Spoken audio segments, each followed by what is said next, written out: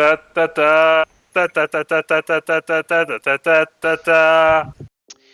Et salut à tous. Bonsoir à toutes et à tous. Alors déjà, bravo pour vos costumes, bravo pour votre implication, bravo pour votre motivation. Vous êtes tous et toutes très très très beaux, très très belles. Vraiment, c'est super, c'est super. On adore, on a hâte de commencer le jeu parce que vous êtes magnifiques. Donc si vous avez bien compris, on tourne en amont ce briefing comme on avait fait le dernier gène qu'on avait organisé pour la bonne et simple raison que ça permet d'aller plus vite et que vous avez été très nombreux à nous faire un retour comme quoi c'est cool de pouvoir écouter ce briefing calmement dans la bagnole en venant. Voilà. Donc on recommence la situation et surtout ça nous permettra derrière nous d'aller plus vite pour le début du GN. Alors, on va commencer un peu notre petit tour des choses qu'on a à vous dire. Évidemment, ça vous empêchera pas de poser des questions une fois qu'on sera sur le terrain, mais le briefing sera très court. On va commencer par la confiance. Qu'est-ce que ça veut dire la confiance? Ça veut dire tout simplement qu'avec Erwan, on vous fait confiance sur un point. C'est que souvent, on a tendance, quand je dis on, c'est pas nous deux, c'est de manière générale les groupes d'organisation dans lesquels on a été sur énormément d'assauts différentes. On a tendance à être relou sur un point, à vous dire, vous savez, vous avez manqué de ressources, il va faire froid, vous êtes censés être tendus les uns avec les autres, les clans sont pas forcément tous amis, vous avez des guerres de clochers qui durent, vous avez déjà des clans qui ont commencé à crever, à se faire éliminer par d'autres clans, et vous avez des étrangers qui arrivent. On n'a pas envie de vous faire la énième morale de ouais, c'est censé être tendu, c'est dur, c'est grave. Non, on vous fait confiance et on se fait confiance sur le fait que dans les BG et dans les parties de groupe, c'est censé bien transparaître. Vous n'êtes pas copains les uns avec les autres et ça ira très bien. On vous fait confiance, tout va bien. On continue juste sur un autre aspect qui n'a rien à voir. Sur l'aspect consommation d'alcool. Et consommation d'alcool sur un seul point. Vous avez tout qui est dans les règles, on ne va pas le refaire. Par contre, juste un aspect. On vous rappelle, Christophe et Marion ont à disposition une tireuse. On espère que tout sera en place, mais on ne se fait pas du tout de soucis. La bière qu'ils vont vendre, le prix n'est pas cher. Le prix n'est pas cher. Donc du coup, n'hésitez pas à participer à l'aménagement du terrain en consommant leur bière. Nous, clairement, on va pas forcément bien le prendre si vous amenez des bières perso et que vous siphonnez de la kéken dans votre clan, parce que ça nous fait pas plaisir que vous participez pas au truc. Premier point. Et deuxième point, et je vous le dis, surtout moi, Erwan, je n'engage pas ta règle, mais moi, clairement, derrière, j'en ai vraiment ras la gueule, après des GN, de virer des tonnes de verre que vous avez laissé de côté en partant et en disant « Vous avez laissé nos bouteilles de verre, on ne sait pas où le mettre. » Donc, n'amenez pas de bière cette fois-ci. Vous avez une tireuse, elle est pas chère, voire même la bière est moins chère que ce que vous pourrez peut-être trouver en commerce. Donc, on va tous en profiter, ça fait plaisir et en plus, ça permet l'aménagement du terrain. Voilà. Il y a ça, et puis on rappelle quand même un truc, le but de ce GN n'est pas de se prendre un tir, hein, et on se laisse la possibilité de retirer du jeu toute personne qui ne serait pas, serait selon nous une nuisance au jeu des autres, et ainsi de suite. Petite parenthèse aussi, au niveau des gens qui, pendant le jeu, pourraient avoir un souci et qui les pousserait à quitter le terrain, parce que c'est déjà arrivé, juste prévenez-nous. Hein, Oui. juste nous prévenir. Pareil, Dites-le. ça de façon sur le terrain, ça fait partie du tout petit brief qu'on fera. On verra pour les soucis de santé et autres. Si jamais il y a quelqu'un qui a un problème, et même s'il est pris en charge par quelqu'un avec des compétences médicales, prévenez-nous. On veut juste le savoir. On ne sera pas plus compétent que quelqu'un qui a de vraies compétences médicales, mais on a besoin de le savoir. Et autre point sur lequel prévenez-nous, on a besoin de le savoir, et ça c'est très très très important. On a eu beaucoup de retours positifs sur les rôles, les gens sont plutôt enjoués, ça fait plaisir à voir. Cependant, on n'est jamais à l'abri du fait que sur le terrain ça se passe moins bien que prévu, que vous fassiez court-circuiter très rapidement et qui vous bloque sur beaucoup de jeux, ou même que vous ayez tout fait. Enfin bref, un moment où vous commencez à vous ennuyer et à vous dire je sais pas quoi faire, et au final vous passez un mauvais GN, vous passez un mauvais week-end. Et on préfère 1000 fois que vous veniez nous voir, nous retrouver pour nous dire je m'ennuie, amusez-moi. Bon, peut-être pas comme ça, ce serait peut-être mieux présenté, mais on préfère 1000 fois que vous nous le disiez plutôt que vous le gardiez pour vous et que vous passiez un mauvais week-end. Donc venez nous voir, surtout n'hésitez pas. pas agréable quand on le lit derrière sur Facebook ou sur d'autres trucs, alors qu'on a déjà eu, et il y en a certains et certaines d'entre vous qui l'ont déjà appliqué. Ah, Jus, je peux te parler 2 minutes? Ouais, je m'emmerde grave, j'ai fini mes axes de jeu, je comprends pas où je dois aller. Tu peux me trouver un truc? Ouais, t'inquiète, on a trouvé. On a les clés, on a les PNJ, on est motivé, on est chaud, tout va bien. Un petit truc aussi, un petit slogan. Un petit slogan au niveau des qu'on aime bien utiliser, c'est tous les elfes sont sympas. Voilà, alors retenez cette règle, surtout si vous êtes dans vos bagnoles ou quoi. Tous les elfes sont sympas. Imaginons, on m'a écrit le rôle de, je sais pas, Gimli. Croduc. Et Croduc, en fait, il aime pas du tout. Il est hyper raciste envers ce qui est elfe. Il déteste les elfes. C'est marqué. T'es hyper raciste envers les elfes. Bon, et ben si je parle avec le personnage d'Erwan, qui s'appelle Falandir, Verte Forêt, et que je discute avec lui pendant 5 minutes, en plus, il me file un petit verre de rhum, et je le trouve cool sur le coup. Il est super sympa. Bah non, moi, Croduc, je trouve pas les elfes sympas. Voilà. C'est pas, ah bah finalement, les elfes sont tous cool. Prenez, si vous avez besoin, comme réflexe, votre avis du tonton facho à Noël. Ouais, ben moi, j'aime pas les Mexicains. Ok, pourtant, tonton, bah, t'as fait travailler un Mexicain dans ta baraque qui t'avait l'air de t'entendre bien. Ouais, mais lui, il est bien intégré. C'est un Mexicain bien intégré. Ok, bah, pareil de ça. Ouais, mais lui, j'ai bu un verre, mais lui, il a l'air norcisé. Il a un norcisé. Mais vous aimez pas les elfes. Ok. Et donc, on vous incite, s'il vous plaît, encore une fois, si jamais il y a marqué noir sur blanc que vous ne supportez pas une certaine race, une certaine espèce, un certain type de comportement, une certaine religion, bah juste vous l'aimez pas. Vous pouvez discuter, mais vous l'aimerez pas quand même. Voilà. Il va falloir peut-être des générations pour faire comprendre qu'en fait ça a changé, mais non, vous l'aimez pas. D'ailleurs, en fait, déjà l'équipe d'organisation indique qu'elle n'a absolument rien contre les Mexicains. Et donc, justement, tu parlais de génération. En fait, il y a une petite chose au niveau de ce GN sur lequel on veut mettre l'accent, c'est qu'il y a beaucoup d'axes de jeu qui sont pour vos personnages, qui sont sur le temps long. C'est-à-dire, par rapport à ce que vous avez pu connaître sur d'autres GN, pas mal d'actions que vous allez mettre en place qui n'auront pas de conséquences directes, que potentiellement vos personnages ne verront pas de leur vivant. Ça peut être par exemple se retrouver à avoir l'une des 30 deniers, je sais plus, enfin faudrait que je révise. Bref, retrouver les 30 deniers de machin. Bon bah du coup vous en avez trouvé un, félicitations, vous en aviez déjà 3. Bon bah le reste de votre vie vous allez essayer de trouver les 30 deniers et puis vous allez ensuite transmettre le flambeau à d'autres personnes.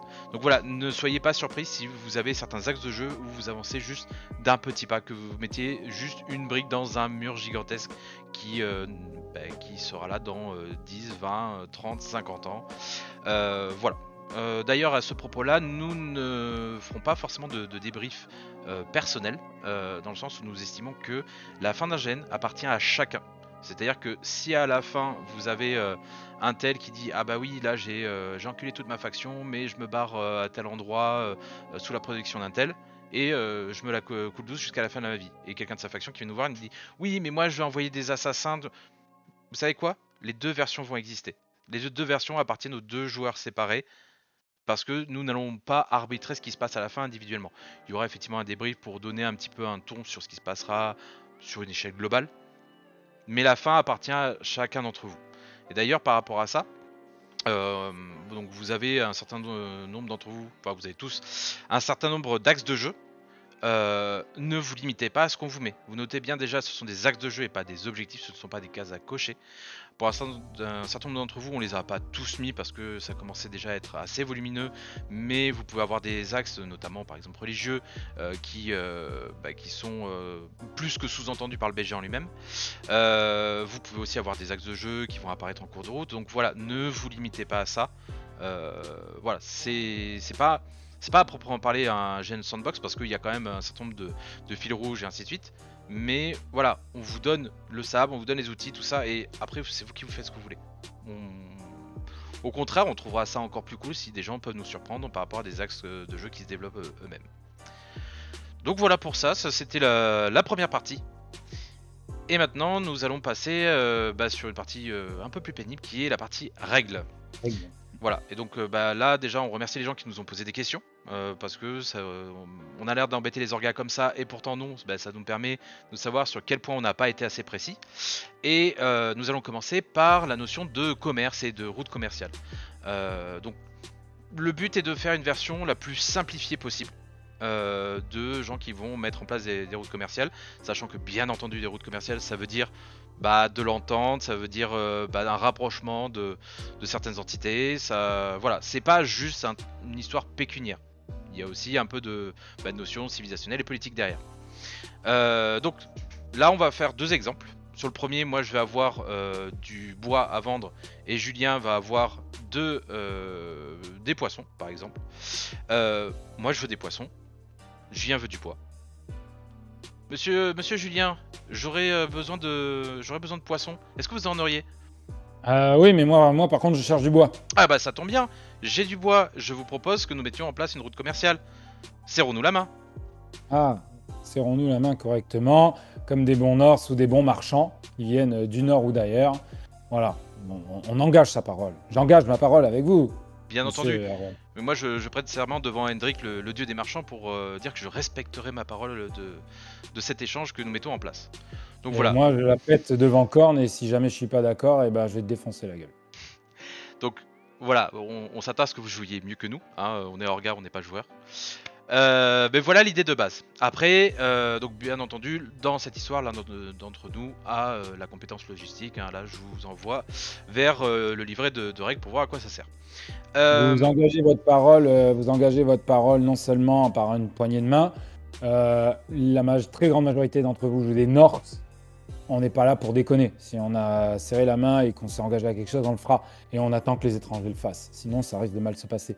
Donc, partez du principe qu'une fois que vous avez fait ça et que vous avez suivi le système de règles, ça sera le cas. Voilà. Donc on n'attend pas à ce qu'il y ait de oui mais en fait non, c'est le système est là pour être simpliste et il sera simpliste. Autre exemple, je vends toujours du bois et je viens du poisson. Moi je veux du bois absolument, mais pardon, du poisson. Par contre Julien il est plus très motivé par du bois. Bonjour Julien, j'ai du bois à vendre et je voudrais ton poisson, est-ce que tu me l'échangerais? Bonjour. Moi, ouais, bof. Ah, ça t'intéresse pas? Attends. On peut négocier. Ce que je te propose, Oui. c'est que je te refile 10% de la marge que je vais me faire sur cette route commerciale. 20. Allez, parce que tu m'es sympathique et que je négocie très mal, je monte mettre à 20 et une petite caisse de joyaux, ça me fait plaisir. Donc là, qu'est-ce qui vient de se passer? Donc là, en fait, à Julien, pour 10, 20 et une petite caisse de richesse, je viens de lui promettre en même temps 3 richesses que je lui filerai, donc ça représente de la thune. Pour vous donner un ordre d'idée, une richesse, c'est quelqu'un qui va vivre très bien pendant un bon moment. C'est vraiment une somme conséquente à l'échelle de chacun bien sûr, mais voilà, c'est une somme très conséquente. Et donc là en fait, je vais lui refiler 3 richesses en plus de notre échange. Donc ça vous permet de faire un petit peu de négociation. Vous pour l'instant vous n'avez aucune ressource ni valeur de ce qu'il vous faut ou quoi aux caisses, c'est normal.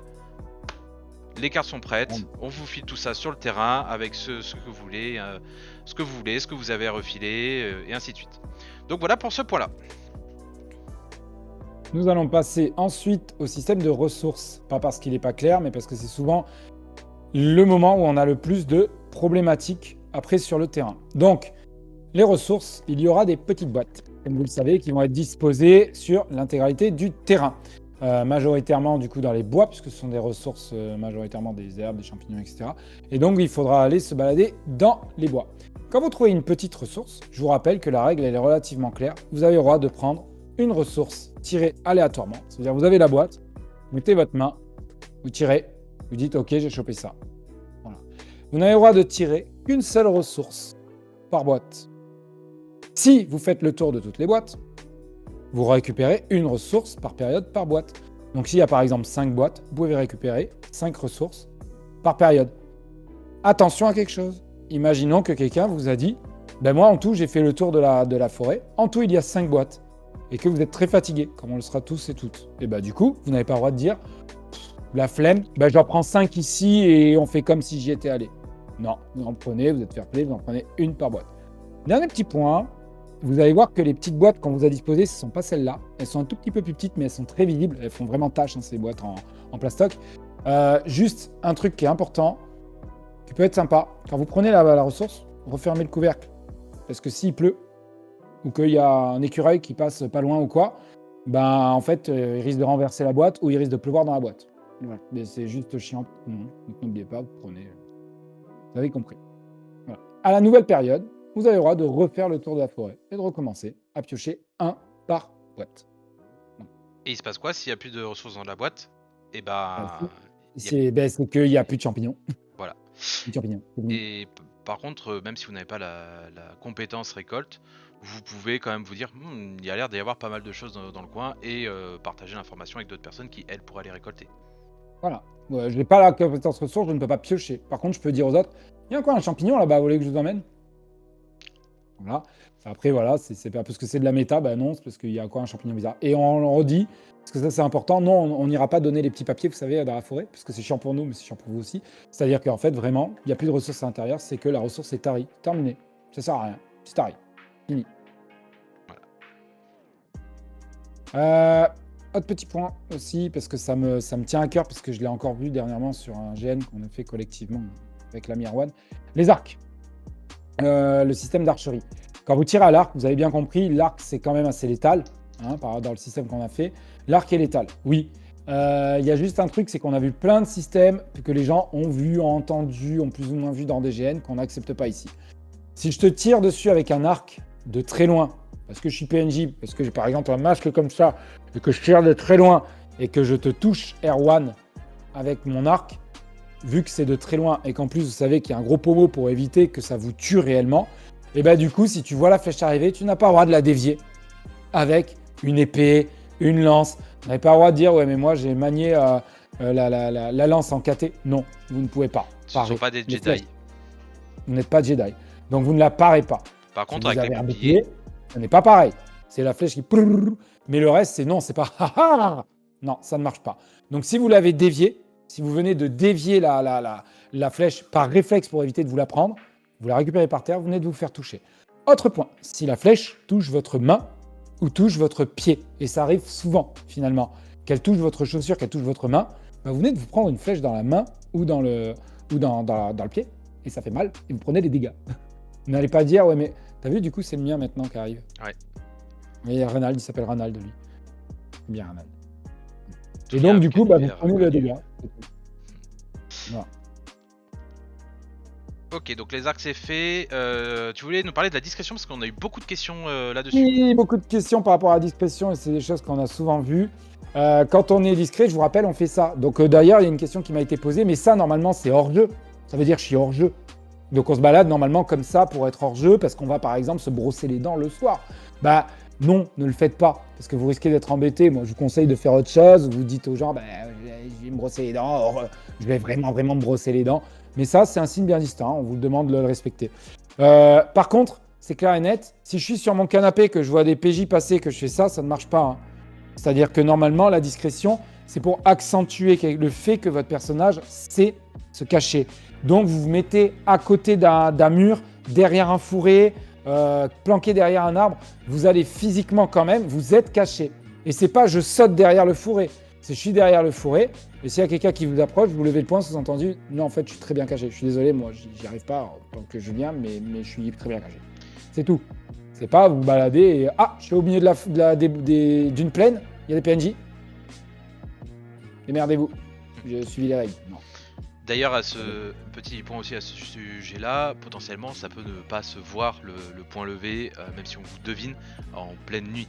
Donc, s'il y a quelqu'un qui commence à s'approcher en demandant qui est là et ainsi de suite, vous pouvez annoncer la compétence discrétion pour que la personne comprenne, parce qu'elle ne voit pas votre point levé. La majorité du temps, il fera ah pardon et il partira. Ou bien il dit bah oui, et j'en ai rien à foutre justement, mais je vous vois très bien. Voilà. J'ai perception. Et d'ailleurs, c'est pas parce que vous êtes perception que vous avez perception que vous devez annoncer que vous voyez quelqu'un. Vous pouvez montrer que vous êtes en train de le regarder droit dans les yeux, tout ça, pour lui faire comprendre que vous le voyez. Vous pouvez signaler sa présence, les autres, tant qu'il est discret, ils auront du mal à vraiment le trouver. Mais voilà, vous n'êtes pas obligé de dire « J'ai perception, je te vois ».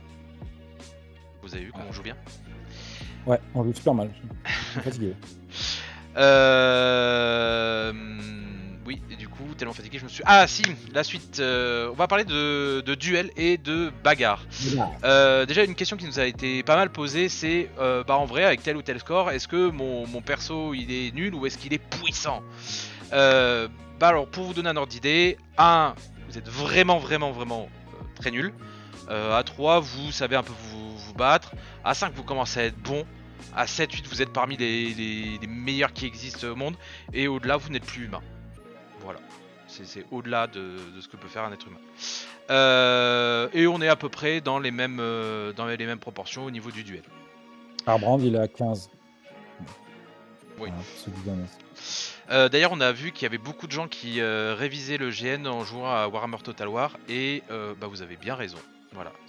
On tient à Vous dire serez ça. avantagé. Venez nous le dire, vous serez avantagé. On vous donnera des Exactement. Et on ne vous cache pas qu'une fois qu'on a fini de tourner cette vidéo, avant de la monter, il est prévu qu'on fasse une partie aussi. Pour réviser le GN, bien sûr. Toujours pour la bagarre, donc alors il y a aussi quelques jeunes joueurs qui nous ont posé la question comment ça se fait, comment ça se déclenche, parce que j'ai jamais fait de GN, je sais pas comment c'est fait. Donc c'est simple, à partir du moment où vous voulez initier une bagarre avec quelqu'un, vous montrez effectivement que vous allez être violent avec cette personne, vous lui glissez gentiment à l'oreille votre score de bagarre pour lui dire que voilà, je vais me battre contre toi et voici mon score. Et l'autre personne en face va annoncer son propre score. Donc après c'est pareil, si c'est par équipe ça se cumule, hein. Là je vous renvoie aux règles. À partir de là on sait qui gagne, hein. Le plus haut score gagne point. Et vous jouez en faisant en sorte de ne pas vous blesser réellement, le fait de vous battre, et bien entendu plus il y a un écart important, plus la personne qui va perdre va se faire sécher rapidement. Si jamais, parce que ça peut arriver, il y a quelqu'un qui ne veut vraiment pas se battre, je dis pas vraiment, on y reviendra juste après. S'il y a quelqu'un qui veut vraiment pas se battre en jeu en disant il va me dégommer et je ne veux pas qu'il me dégomme et par contre je suis prêt à escalader le niveau de violence, vous pouvez sortir une arme en disant voilà je vais me battre, mais là c'est vraiment vous sortez des flingues à un combat une bagarre de rue. C'est-à-dire que vous annoncez, ok, là c'est plus de la Rix, je suis prêt à te tuer en fait. C'est plus le même message. On reviendra justement sur la notion de violence qui est assez importante dans ce GN, mais voilà, c'est une possibilité que vous avez. Et au niveau des duels, donc là aussi on nous avait posé la question. Donc un duel, c'est pas un combat que vous allez faire contre des PNJ, contre 3-4 personnes, et ainsi de suite. C'est vraiment un moment que vous allez chorégraphier, que vous allez scénariser. C'est-à-dire que vous pouvez avoir quelqu'un à un moment qui vous dit bon, toi, je te défie, viens, on va régler ça devant tout le monde, devant les dieux. Donc ça... Juste pour tout le monde qui verra cette vidéo, j'ai freezé en 30 caractères rénal, c'est totalement normal. Oui. C'est une erreur technique, ne vous inquiétez pas, ça va se remettre très rapidement. Voilà. Mais pour une fois, il freeze en faisant une tête à peu près normale. On a eu le droit à des choses un peu mieux avant. Moi aussi. Je disais quoi? Oui.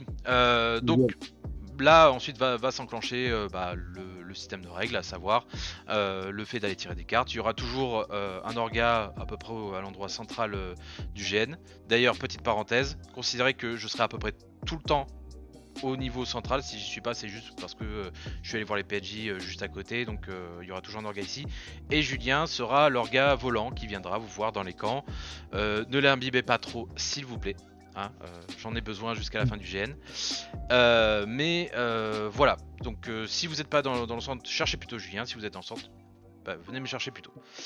Donc pour revenir au duel, donc tirage de cartes, et là vous jouez, vous faites un joli combat, qui n'est pas un combat où vous essayez juste de défleurer l'orteil de votre adversaire pour lui coller des dégâts, donc pas d'annonce ni quoi que ce soit.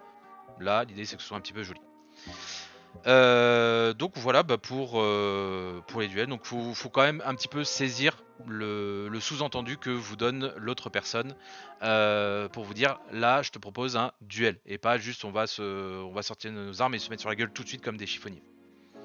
A few moments later. Ok, bon voilà, j'ai fait disparaître Anal. Voilà, donc nous n'avons pas profité de cette coupure pour faire en sorte de refaire marcher la caméra de Julien. Donc de toute façon nous en avions terminé avec les règles. Des questions? Non, parfait. Très bien. Voilà. Donc à présent, nous allons parler un petit peu plus du cadre et nous allons aborder un point qu'on a déjà un petit peu abordé jusque-là, qui est la notion de religion. Vous l'aurez compris, la religion est un élément primordial de ce GN. Nous, on a une envie et en même temps une crainte que cette envie ne soit pas, complète. C'est que vous ne jouiez pas des occidentaux du 21e siècle. Croyant ou non, c'est pas l'histoire, mais là vous êtes dans un univers où tout le monde sait qu'il y a des divinités. Et ces divinités, elles regardent tout le monde à chaque instant. Ça veut dire que tout ce que vous faites, tous vos choix et tous vos actes, c'est comme s'il y avait un orga derrière qui était en train de vous regarder et dire potentiellement s'il fait tel ou tel truc, je vais faire réagir ta divinité comme ça. Considère qu'il y a toujours un orga incarnant une divinité en train de vous regarder. Voilà, c'est comme ça que les gens se comportent. Parce qu'ils sont pas forcément très croyants. Mais leur culture les imprègne du fait que les dieux sont là, ils nous regardent et potentiellement ils sont très interventionnistes. Donc Surtout quand on a d'un coup plusieurs cultures et plusieurs personnes qui ont des religions totalement différentes qui se croisent, même si on n'est pas trop religieux habituellement, là on va peut-être essayer de croire en sa divinité qui va quand même faire en sorte qu'on ait de la chance ce coup-ci, parce que même si on n'y croit pas trop habituellement, ça va être une habitude, une culture, parce que les gars d'à côté, ils ont l'air d'être très religieux et ils ont l'air d'avoir des divinités qui vont vraiment me défoncer la gueule. Voilà. Parlons du coup des rites. Alors, pour là, ça va s'adresser plus aux Norse qu'aux étrangers. L'idée c'était de pas trop l'en dévoiler, mais visiblement on n'était pas assez clair dans ce qu'on a écrit, donc on va s'arrêter dessus un peu à l'oral. Au niveau des rites qui sont amenés, ce qui va se passer, c'est que vous allez avoir donc une personne qui va être maître de cérémonie. Donc pour les Norse, vous savez que ça va être un Vidki qui va faire en sorte, avec la Valguière, de déterminer une personne qui officiera chacun des rites. Ça signifie quoi? Ça signifie que à l'échelle sociale et religieuse, c'est un honneur immense. Ça veut dire que vous êtes la personne qui peut faire ça. Donc en fait, c'est des choses pour lesquelles les personnes peuvent se battre en fait. En tout cas, vont essayer d'influer et ainsi de suite. Se dire, tiens, en fait, par exemple, mon clan n'a pas pu avoir une personne qui officie l'un des rites. Par contre, à la place, il y a eu des étrangers. Comment je le prends? Donc voilà, ça va être une notion très importante lors de ce GN. Ensuite, chaque rite va être sous l'égide d'un dieu. Globalement, ça veut dire quoi? Ça veut dire que la personne qui va officier, donc sous conseil du Vidki qui va tout lui expliquer comment il faut faire, va appeler une divinité pour témoigner de ce rite. Par exemple, on va dire que moi je choisis de faire un rite sous l'égide de Marx, donc je vais appeler Marx pour qu'il puisse venir témoigner des offrandes qu'on fait ou de tel autre rite qu'on est en train de faire, et qu'il aille voir tous les autres dieux pour pouvoir dire ouais, ils ont fait ça, ils ont donné ça et ainsi de suite. C'est comme ça que... Quoi, déjà, Marx? Hein? C'est le dieu de quoi, Marx? C'est le dieu du camarade. Et donc, ça veut dire quoi? Ça veut dire que moi, si je viens et que je suis un fervent capitaliste qui croit à la main invisible du marché, et la main invisible du marché, c'est ma divinité. Je vais venir et... Putain, ça me fait chier, faire ça sous l'égide de Marx, ça me casse les couilles. Néanmoins, le rite que je fais, le don que je fais, je sais que je le fais pour la main invisible du marché. Et je vais même l'annoncer. Voilà, je ramène toute cette thune qui m'a été apportée par la main invisible du marché. Donc Marx va témoigner auprès de la main invisible du marché que en fait je le vénère et que je le remercie. Donc voilà, ça, soyons clairs, ça va être un choc des cultures et c'est le cadre de ce GN. Voilà. Donc j'espère déjà que cette partie-là vous permettra d'appréhender un petit peu mieux cette partie-là. Après, si vous avez plus de questions, n'hésitez pas à aller voir votre Vidki. Et si, dernier petit point, là je dis Marx, mais là aussi, les divinités choisies pour les différents rites, ça c'est aussi de la tractation. C'est de la tractation, c'est de la négociation, c'est de l'influence. Et là aussi, c'est à la fin, on va regarder, mais au final, qui sont les dieux qui ont été honorés? Qu'est-ce que ça veut dire politiquement pour la colonie? Donc voilà, tous ces éléments-là, mine de rien, ça aura un impact et c'est quelque chose sur lequel vos persos sont très attentifs parce que ça va témoigner de la santé et de l'avenir de la colonie. La thématique du GN n'est pas l'ouverture de la colonie aux étrangers. Imaginez-vous simplement que vous êtes à un mariage entre votre cousin et votre cousine. Vous êtes invité du mariage et d'un coup, on se rend compte qu'il y a des potes à la belle famille qui débarquent. C'est tout. Mais en fait, vous êtes à un mariage. Donc là, on est au rite. C'est les rites. Le cadre du GN, l'ambiance générale, c'est les rites. Le reste, c'est des invités, les mariages qui viennent. Mais c'est le rite qui est important. Et ça, c'est vrai qu'il y a beaucoup de gens qui nous ont posé des questions parce qu'ils n'ont pas trop compris la place du rite. Vous êtes à un mariage, c'est le mariage. Voilà. Les rites de noces, c'est ce que vous faites ce week-end. Voilà. Et si on fait ce parallèle-là, sur un mariage, il y a l'honneur d'être le porteur d'alliance, ou il y a l'honneur d'être le témoin. Ce genre de choses. Et c'est des choses qui veulent dire quand même au niveau des liens. C'est ah ouais, je suis pas témoin et je suis pas porteur d'alliance. Peut-être que le marié, c'est pas tellement mon pote au final. Ouais, il faudra peut-être que j'aille lui parler après. On va terminer aussi sur un dernier point du cadre de jeu qui est très simple, c'est la violence est un argument. Ça veut dire que s'il y a un moment, par exemple, moi ça monte entre mon clan et celui d'Erwan, on décide vraiment de se mettre sur la gueule parce que là ça va plus. J'ai pas spécialement envie de le faire sous un duel. En fait, j'ai envie mon personnage est un peu cramouillé. Je vais lui faire une grosse bagarre dans la gueule, voilà, pour lui montrer que je suis le plus fort. Je lui déclenche une bagarre, il me rouste comme pas possible. C'est un argument. C'est un argument. L'argument qui vient de m'imposer est valable. Il a raison, en fait. Point barre. On est chez les Norse, d'accord? On est chez les Norse. Et donc, ce qui différencie les Norse des sudistes, entre guillemets, ce serait un peu pareil que dans Trône de Fer, vous savez, ceux qui sont au nord du mur et le sud. Le sud, c'est la complote de pommes.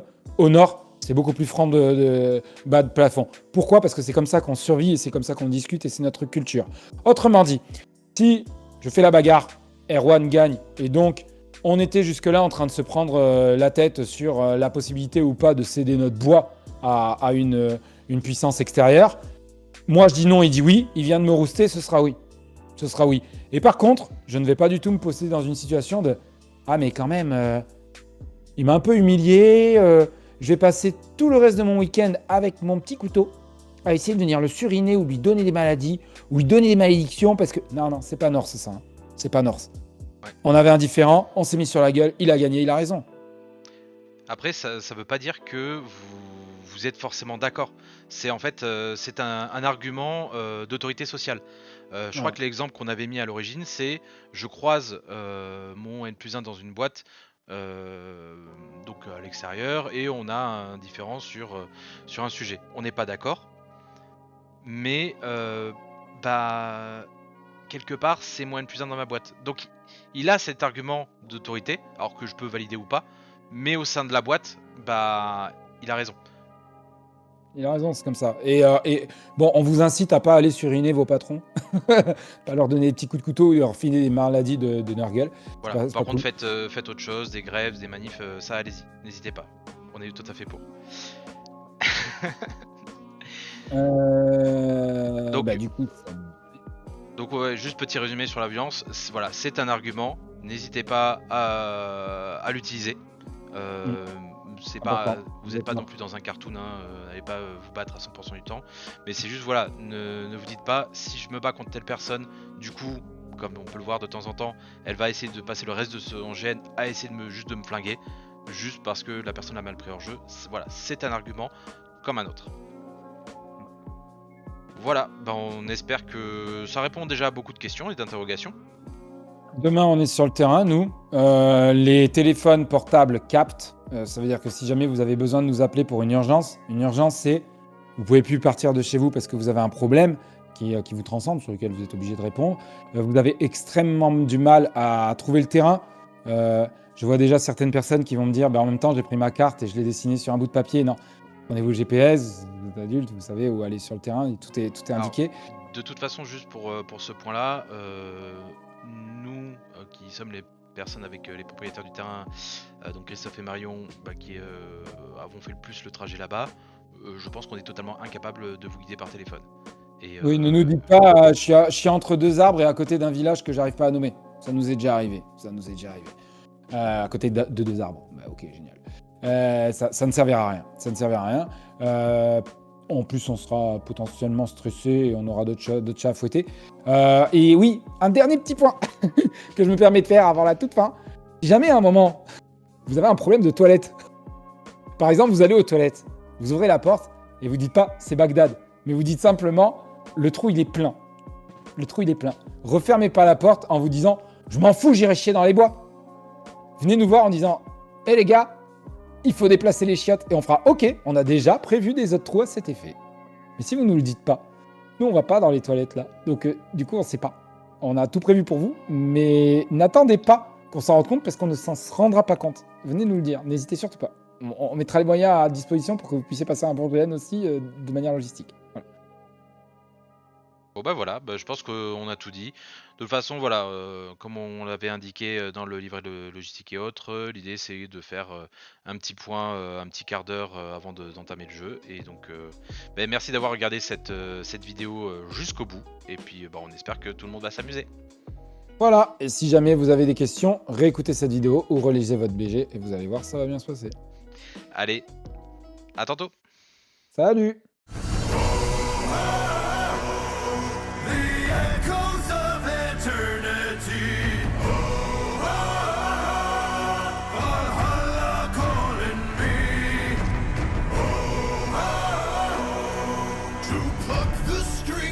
Destiny.